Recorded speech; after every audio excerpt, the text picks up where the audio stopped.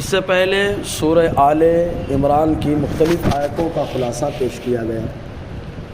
ابھی اپنے سامنے جو آیت کریمہ ہے، اس آیت کریمہ کا نزول کب ہوا، اللہ تعالیٰ نے کب نازل فرمایا، یہ اتنی بات تو کنفرم ہے کہ غزوہ احد کے موقع پر نازل ہوئی، لیکن سبب نزول کا کیا بنا تو اس سلسلے میں 3 قول پیش کیے جاتے ہیں۔ نازل ہوئی غزوہ احد کے موقع پر، لیکن سبب کیا تھا؟ ایک روایت کے مطابق سبب یہ بنا کہ جب غزوہ احد میں بظاہر مسلمانوں کو شکست ہوئی تو کفار کے حوصلے بڑے بلند ہو گئے۔ ان لوگوں نے ارادہ بنا لیا کہ بہت بڑی ہم سے خطا ہو گئی کہ خالی ہم نے احد میں ان کو شکست دی، اگر ہم مدینے پہ حملہ کر دیتے ساتھ ہی ساتھ تو سارا معاملہ ختم ہو جاتا ہے ان لوگوں کا۔ بس اس وقت تک ابو سفیان رضی اللہ عنہ جو ایمان نہیں لائے تھے، انہوں نے کہا کہ پلٹ کر کے مدینے پہ حملہ کر دیا جائے۔ جب اللہ تبارک و تعالیٰ نے اپنے محبوب صلی اللہ علیہ وسلم کو اس کی خبر دی کہ وہ مدینے پہ حملہ کا ارادہ کر رہا ہے، تو آقا علیہ السلام نے کہا ان کو ڈٹ کر کے مقابلہ کرنا ہے۔ تو رب کا حکم آیا کہ جتنے لوگ احد میں تھے، اگرچہ وہ زخموں سے چور چور ہیں، ان کا بدن بالکل تھکا ہوا ہے، اگرچہ ان کے اوپر تھکان بہت زیادہ ہے، پھر بھی مقابلے کے لیے خالی وہی لوگ جائیں۔ تو ایسی صورت میں بظاہر نفس کے اوپر بہت شاق گزری ہے بات، صحابہ کرام پس و پیش میں۔ تو اللہ کے حبیب صلی اللہ علیہ وسلم نے حکم دیا، تو اس وقت حوصلہ افزائی کے لیے اللہ تعالیٰ نے آیت کریمہ نازل فرمائی کہ جانا تم کو ہے، کیوں؟ اس لیے کہ تم ایمان والے ہو، اور ایمان والے اگر سستی نہ کریں، غم نہ کریں، تو اللہ تبارک و تعالیٰ غلبہ صرف اہل ایمان کو ہی عطا فرماتا ہے۔ تو صحابہ کرام نے جب یہ سنا تو ان کے اندر ایک نیا جوش، نیا جذبہ، نیا حوصلہ آیا، پیدا ہوا، اور اس کے بعد صحابہ کرام مقابلے کے لیے تیار ہو گئے۔ ابو سفیان جو ایمان نہیں لائے تھے، وہ اس وقت ان کو خبر لگی کہ پھر آ رہے ہیں مسلمان مقابلے کے لیے، اور وہی مسلمان آ رہے ہیں، تو ان کے اندر خوف طاری ہو گیا، واپس چلے گئے مکے کی طرف۔ اس طریقے سے اللہ تعالیٰ نے مسلمانوں کو غلبہ عطا فرما دیا۔ اور دوسرا سبب کیا بنا؟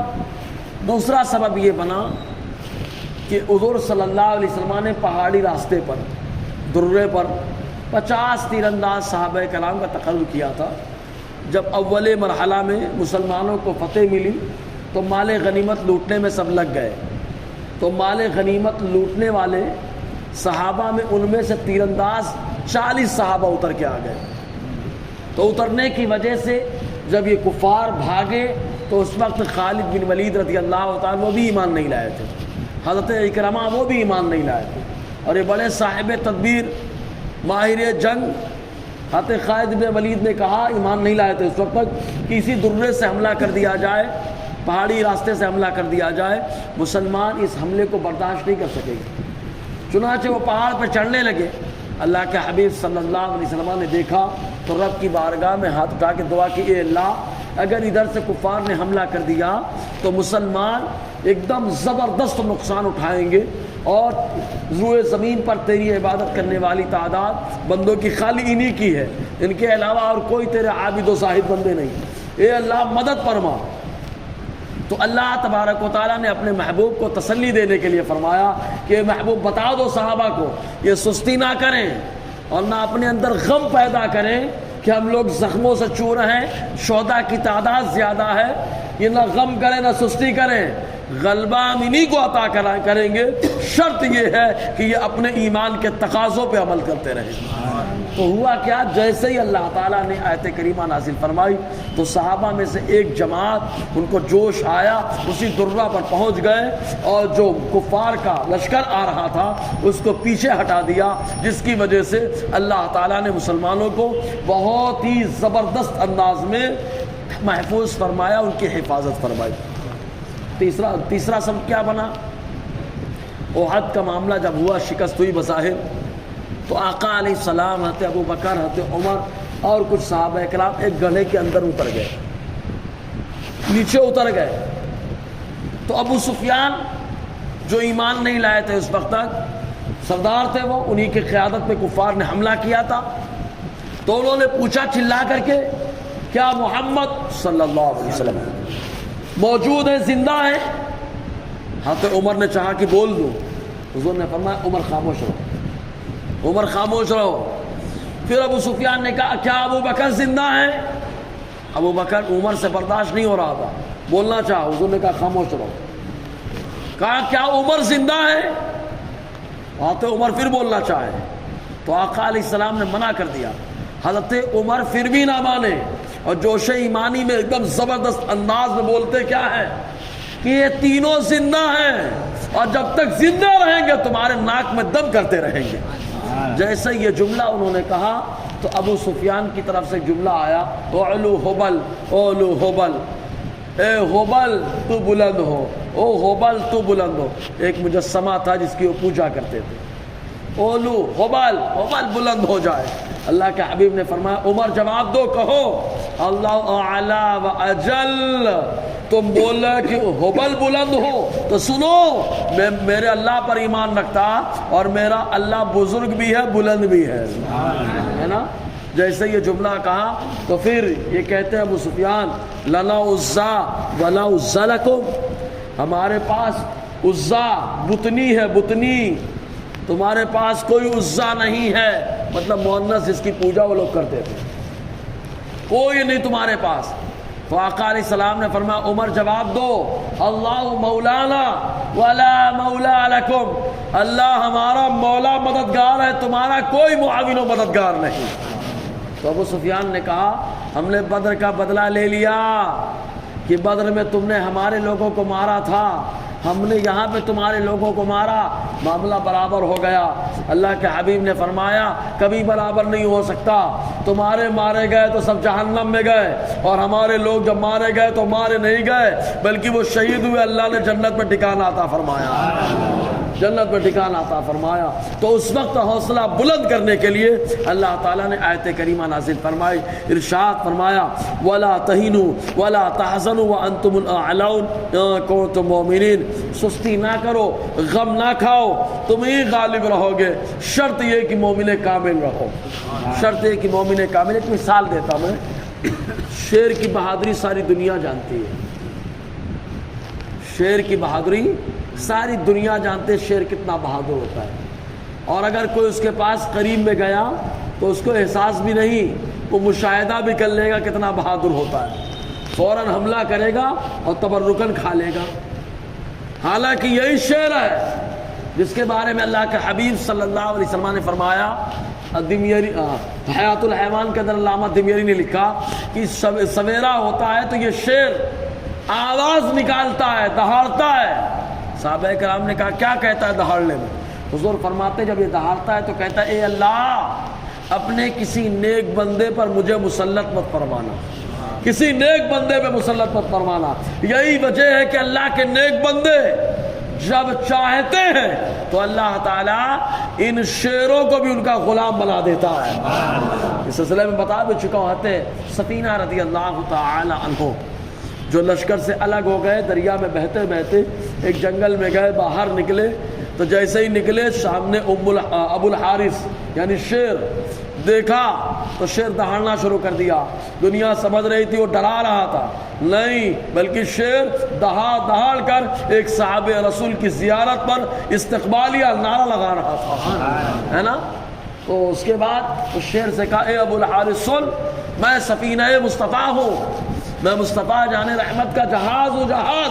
کیونکہ آقا علیہ السلام نے ایک سفر میں سارا سامان ان کو دے دیا تھا اور فرمایا تھا تم میرے سفینہ ہو، تم میرے جہاز ہو جس پر سارا سامان ڈھویا جا سکتا ہے.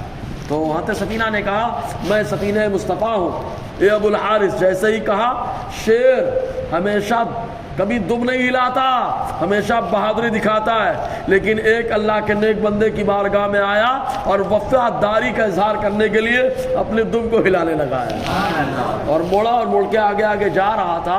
پیچھے پیچھے حضرت سفینہ لشکر دکھا، شیر چھوڑ کر کے واپس آ گیا. حضرت عمر کے قدموں کو چوما ہے، حضرت عمر کے قدموں کو چوما ہے شیر نے. شاہ ولی اللہ محدث دہلوی نے ازالت الخفا عن خلافت الخلفاء کے اندر لکھا، فرماتے ہیں رومی بادشاہ جب پریشان ہو گیا حضرت عمر کی حکمت و تدبیر اور آپ کے جنگی فراست کی وجہ سے، تو اس نے مشورہ کیا کیوں نہ عمر کا کام تمام کر دیا جائے، تو 2 آدمیوں کو قتل کرنے کے لیے روانہ کر دیا۔ دونوں آئے، معلومات نکالی، ایک درخت، جس درخت کے نیچے حضرت عمر ایک چٹائی اور ایک اینٹ لے کر کے آتے، اینٹ کا تکیہ بناتے، چٹائی کو بچھاتے اور اسی درخت کے نیچے بغیر کسی سپاہی کے آرام فرما ہو جاتے۔ کوئی سپاہی نہیں ہوتا تھا حفاظت کرنے کے لیے، پہرہ داری دینے کے لیے، سو جاتے۔ تو اسی درخت کے نیچے تو وہ چڑھ گئے۔ حضرت عمر رضی اللہ تعالیٰ عنہ آئے، اینٹ رکھی، چٹائی بچھائی، لیٹ گئے، سو گئے۔ دونوں نیچے اترنے لگے۔ جب نیچے اترتے قریب آنے لگے، درخت کے نیچے اترنے لگے، تو کیا دیکھتے ایک شیر آیا۔ آنے کے بعد اس شیر نے حضرت عمر رضی اللہ تعالیٰ عنہ کے قدموں کو چاٹنا شروع کر دیا، اور تھوڑی دیر چاٹا اور چاٹ کر کے چلا گیا۔ یہ دونوں جب شیر چلا گیا، ہمت نہیں ہوئی کہ نیچے اترے۔ حضرت عمر جب جاگے تو نیچے اترے اور ڈائریکٹ قدموں میں گر گئے، کہتے ہیں کلمہ پڑھا کے مجھے مشرف اسلام کر دیجیے۔ حضرت عمر نے کہا معاملہ کیا ہے؟ تو ان لوگوں نے کہا ہم لوگ آپ کو قتل کرنے کی نیت سے آئے تھے، لیکن ابھی ہم دیکھ رہے تھے کہ آپ سو رہے ہیں اور وہ شیر آپ کے قدموں کو چاٹ کر کے جا رہا ہے۔ تو جب شیر آپ کے قدموں کو چاٹ رہا تھا تو وہ آپ کے قدموں کو نہیں صاف کر رہا تھا، بلکہ ہمارے دل کی گندگی کو صاف کر رہا تھا، ہے نا، دل کی گندگی کو دور کر دیا۔ اور ہم نے جان لیا کہ آپ اللہ کے سچے بندے ہیں، اس لیے جس دین کو آپ مانتے ہیں اسی دین میں مجھے بھی شامل فرما لیجیے۔ تو اللہ کے نیک بندے ایسے۔ تو شیر بڑا بہادر ہوتا ہے، لوگ جانے سے بھی ڈرتے ہیں، لیکن اگر ایک شیر ہو سستی کرنے لگے، شکار پہ نہ جائے، شکار سامنے بیٹھا رہے، حملہ نہ کرتا ہو، سامنے آئے ہرن پھر بھی حملہ نہ کرے، آئے بکری سینگ مارے پھر بھی حملہ نہ کرے، تو سستی کر رہا ہے کہ نہیں کر رہا ہے؟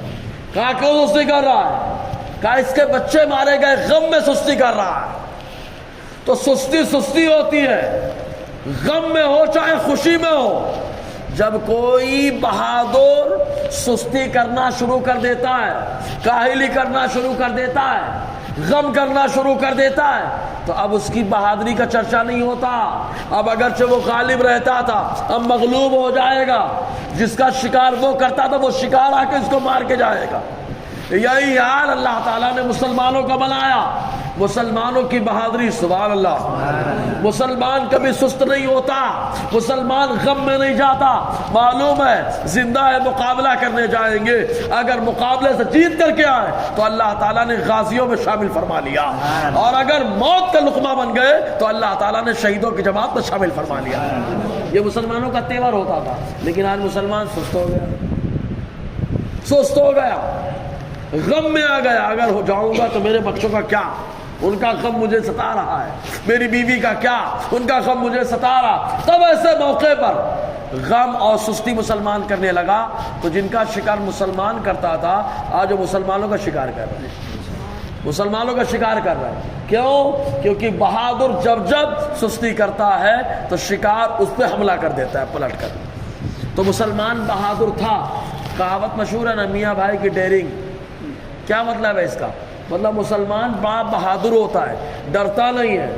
اسی کو قرآن نے یوں کہا، نہ سستی کرو اور نہ کسی کا غم کھاؤ، اللہ تمہیں ہی غلبہ عطا فرمائے گا، شرط یہ کہ تم اللہ پر ایمان رکھنے والے رہو۔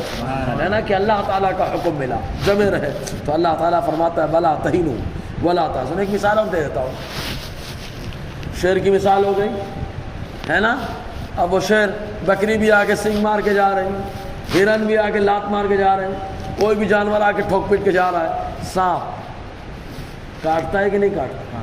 اور اگر کوئی سانپ کاٹنا بند کر دے تو بچوں کا کھلونا ہو جائے گا، بڑے تو بڑے کھیلیں گے، چھوٹے بھی آ کر کے کھیلیں گے، سمجھ رہے نا؟ کیوں؟ کیونکہ سیدھا ہو گیا، سدھر گیا ہے، سمجھ رہے کہ نہیں آپ؟ سدھر گیا، سست ہو گیا، حملہ کرنا چھوڑ دیا۔ تو جو آدمی لیزی اور السی ہو جاتا ہے اس کا مذاق بھی اڑایا جاتا ہے، تو اللہ تعالیٰ نے فرمایا کہ مسلمانوں اپنا مذاق مت اڑواؤ، تم کو ہم نے مسلمان بنایا، اور مسلمان نہ سست ہوتا ہے اور نہ کسی چیز میں وہ غم کرتا ہے، بلکہ اگر کچھ کرتا ہے تو وہ اللہ کی ذات پر ایمان بڑا مضبوط رکھتا ہے، اور جس کا ایمان مضبوط رہتا ہے غلبہ اللہ تعالیٰ اسی کو عطا فرماتا ہے، اسی کو غلبہ عطا فرماتا ہے۔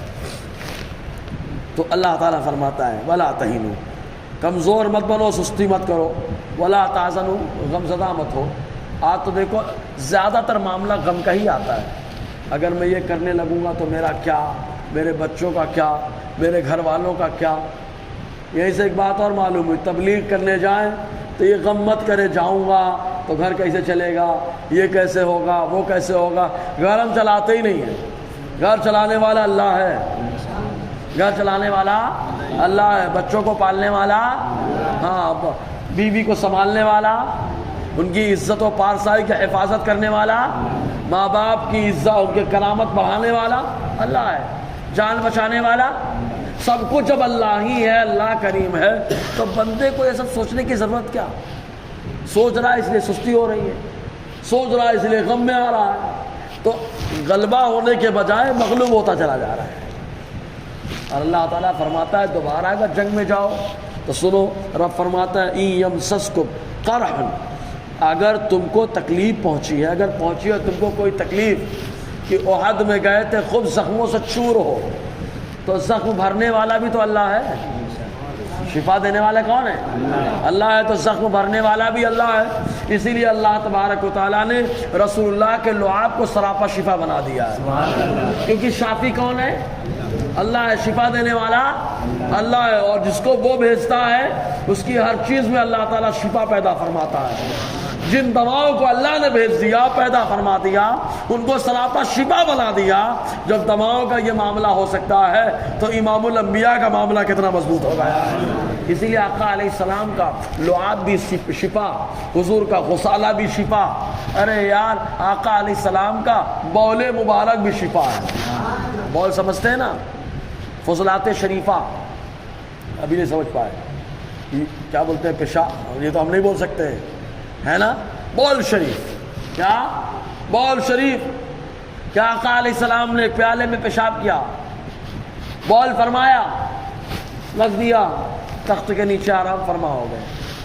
حضرت ام ایمن جن کا نام برکہ ہے، انہوں نے رات میں اٹھایا اور اٹھا کر کے پی گئے۔ سویرے آقا علیہ السلام نے ان سے پوچھا کہ یہاں پیالے میں ایسا ایسا سامان رکھا ہوا تھا، کس نے کیا کیا؟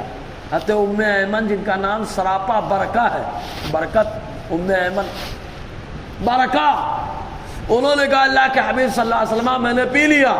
حضور نے فرمایا اے ام ایمن، اللہ تعالیٰ نے تم کو اس کے بدلے تمام پیٹ کی بیماریوں سے نجات عطا فرما دیا ہے، تمام پیٹ کی بیماریوں سے نجات عطا فرما دیا۔ ایک موقع آیا، آقا علیہ السلام نے اپنے خون کو پھینکنے کا حکم دیا کہ پھینک دو، ایسی جگہ پھینکو کہ کوئی دیکھنے نہ پائے۔ وہ صحابی لیے گئے، لے جا کے باہر پی لیا۔ حضور نے فرمایا پھینکا، کہا ایسی جگہ پھینکا کہ کوئی دیکھ ہی نہیں سکتا ہے، کوئی دیکھ ہی نہیں سکتا۔ تو یہ اللہ تبارک و تعالیٰ نے سراپا برکت بنایا۔ تو بتانا مقصد یہ کہ زخم بھی آئے تو شفا دینے والی ذات اللہ تعالیٰ کی ذات ہے۔ اس لیے اللہ تعالیٰ حوصلہ افزائی کے طور پہ صحابہ سے فرماتا ہے اِن یمسسکم قرح، اگر پہنچے تمہیں کوئی تکلیف، فقد مس القوم قرح مثلہ، تو قوم کو تکلیف اس جیسے پہلے پہنچ چکی ہے۔ بہت سارے مسلمانوں کو، ارے بہت سارے مسلمانوں کو تو ایسا ہوا کہ سر، جیسے کنگا ہوتا ہے ہمارا پلاسٹک کا، تو لوہے کے کنگے چلائے گئے، بھیجا نکل کے باہر آ گیا، ان کی کھالیں ادھیڑ لی گئی، پھر بھی اللہ تبارک و تعالیٰ کی بارگاہ میں جمے رہے۔ تو خالی تم کو ذرا سی تکلیف آئی تو پیچھے مت ہٹو، بلکہ مقابلہ کرو ڈٹ کر کے۔ صحابہ اکرام کو یہ حوصلہ دیا گیا، اور اللہ تعالیٰ نے جیسے حوصلہ دیا، جس کی حوصلہ افزائی اللہ کرے، جن کی قیادت مصطفیٰ کرے، وہ تو آگے بڑھیں گے نا۔ اب مسلمان یہ سوچے کہ ان کی حوصلہ افزائی کون کر رہا ہے، آج کے دور کے مسلمان ان کی رہنمائی کون کر رہا ہے۔ اگر یہ دیکھے کہ قرآن حوصلہ افزائی کر رہا ہے، صاحب قرآن اللہ تعالیٰ حوصلہ افزائی کر رہا ہے، رسول اللہ صلی اللہ علیہ وسلم استقبال کے لیے ہیں، تو الحمدللہ مسلمان آج بھی غلبہ پا سکتا ہے، آج بھی غلبہ پا سکتا ہے۔ تو اللہ تبارک و تعالیٰ ارشاد فرماتا ہے اگر پہنچی ہے تم کو کوئی تکلیف تو قوم کو اس جیسی تکلیف پہنچ چکی ہے۔ اور رہا مسئلہ جنگ کا، تو جنگ کا معاملہ تو ایسا ہے کبھی یہ کوئی جیتا کبھی وہ جیتا، اور جنگ جیتنے سے حق ہونا ضروری نہیں ہے کہ جو آدمی جنگ جیت جائے تو بولے نہیں میں حق پہ ہوں، نہ نہ، حق ہوتا ہے۔ ورنہ مکہ کے باشندے مکے سے حضور کو نکالا تو سمجھے ہم تو جیت گئے، لیکن ان کو یہ نہیں معلوم ہے تم نکال کر کے بھی ہار گئے، کیونکہ مصطفیٰ تمہارے درمیان سے تھے، تم نے قدر نہیں کی، تو اللہ تعالیٰ نے دوسری جماعت کو کھڑا کر دیا جس جماعت نے قدر کی، اور اللہ تعالیٰ نے ان کو انصار کا تمغہ عطا فرما دیا۔ انصار یعنی معاون و مددگار، اللہ نے تمغہ عطا فرما دیا ان کو۔ اور یہ تو نکال کے سمجھا ہم شکست دے دیے، نہیں، مصطفیٰ شیر اگر 2 قدم پیچھے لیتا ہے تو اس کا یہ مطلب نہیں ہے کہ وہ ہار گیا۔ اور مصطفیٰ جان رحمت کو ہم شیر کیوں کہیں؟ اللہ تعالیٰ نے بہادری میں سب سے اعلیٰ مصطفیٰ کو بنایا۔ شیر تو جانور ہے، بس بہادری مثالیں دی جاتی ہے، اصل بہادر تو اللہ تعالیٰ نے ہمارے نبی کو بنایا ہے۔ ایک حدیث پاک میں آیا، الخصائص الکبریٰ کے اندر، مشکات کے اندر بھی ہے کہ آقا علیہ السلام سب سے زیادہ بہادر تھے۔ بہادری کی مثال کیا دی گئی؟ کہا رات میں ایک بار سناٹے میں ایک عجیب و غریب آواز آئی، لوگ اس آواز کے پاس جانے سے گھبرا رہے تھے، تو چند صحابہ کرام پہنچے تو کیا دیکھتے ہیں آقا علیہ السلام وہاں پہلے سے اکیلے پہنچے ہوئے ہیں، تو اللہ تعالیٰ نے ایسا بے خوف، نڈر، بے باک، جرأت مند اللہ تعالیٰ نے اپنے محبوب کو بنایا۔ تو اللہ تعالیٰ فرماتا ہے جنگ کا کیا، کبھی ادھر ہے کبھی ادھر ہے، ایک ڈول کی طرح ہے، جیسے کنویں میں ڈول ڈالو پانی کھینچو تو کبھی ادھر چلا جاتا ہے، کبھی ادھر چلا آتا ہے، کبھی ادھر چلا جاتا ہے، کبھی ادھر چلا آتا ہے۔ جنگ کا معاملہ بھی ایسے ہے، کبھی ادھر کبھی ادھر، اور اللہ تعالیٰ جسے چاہتا ہے اسے غلبہ عطا فرماتا ہے۔ جی، وَتِلْكَ الْأَيَّامُ نُدَاوِلُهَا بَيْنَ النَّاسِ، یہ وہ دن ہیں جن کو ہم لوگوں کے درمیان گھماتے رہتے ہیں۔ 365 دن اللہ تعالیٰ گھماتا رہتا ہے، سب دن ایک جیسے نہیں ہوتے۔ کوئی دن ایسا آتا ہے کہ بڑا اچھا گزرتا ہے، اور کوئی دن ٹینشنوں سے بھرا ہوتا ہے، اور کوئی دن مصیبتوں سے بھرا ہوتا ہے، اور کوئی ایسا بھی دن آتا ہے کہ صبح سے لے کے شام تک خالی آدمی ہنستا ہی رہتا ہے، خوش رہتا ہے۔ ایسا ہوتا ہے، اللہ تعالیٰ دن گھماتا رہتا ہے۔ بہرکیف آگے کیا ہے انشاءاللہ گفتگو رہے گی۔ اللہ تعالیٰ ہم سب کو فیضان قرآن، برکات قرآن سے مالا مال فرمائے۔